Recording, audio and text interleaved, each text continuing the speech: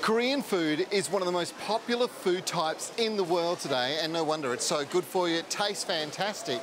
And when you think that you can come to places like Korea and really get an appreciation of the culture all through its food, well, I think that's pretty good, Kimbo. Well, when you consider there's over 23 million people in the greater Seoul area, wow, you can appreciate that food, good food, and access to it has been really important. And for 2,500 years, the food traders of Seoul have seen the Korean culture, the food culture, evolve into some of the most interesting and diverse street foods on the planet.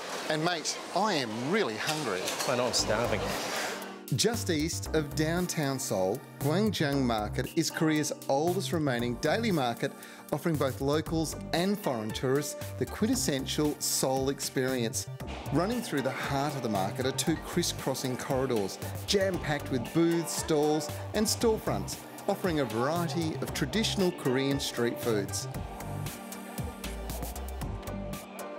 There are a number of local dishes you just have to try, starting with a mung bean pancake called bindatok. The first recorded mention of bindatok comes from a Korean cookbook written around about 1670, so you know it's authentic. It was originally a food for commoners who couldn't afford meat and is delicious. The mung beans are mixed into a paste, added a few ingredients and then popped onto one of these hot plates and cooked into this beautiful disc of great Korean joy. They are. They've got some spring onions in them. There's all sorts of ingredients, but I tell you what, they are absolutely scrumptious. And this one here is actually kimchi. With flour? With a bit of flour in it. That's a sensational flavour as well. You should dip them in the sauce. That is one of the keys. It's a soybean sauce with onions. But my goodness, what an experience. And sitting here in the markets, taking all in the atmosphere, mixing with the locals, sensational.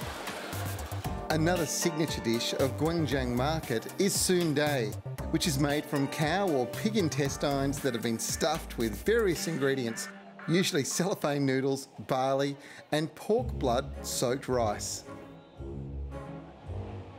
Now the history of this dish goes back to the 16th century. There are recordings of people making this back then, and I've got to tell you, its popularity today is really because it is so delicious, isn't it, Kim?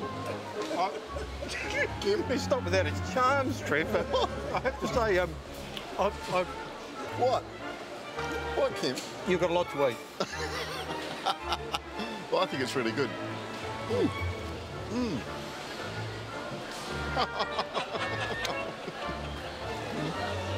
You all right there?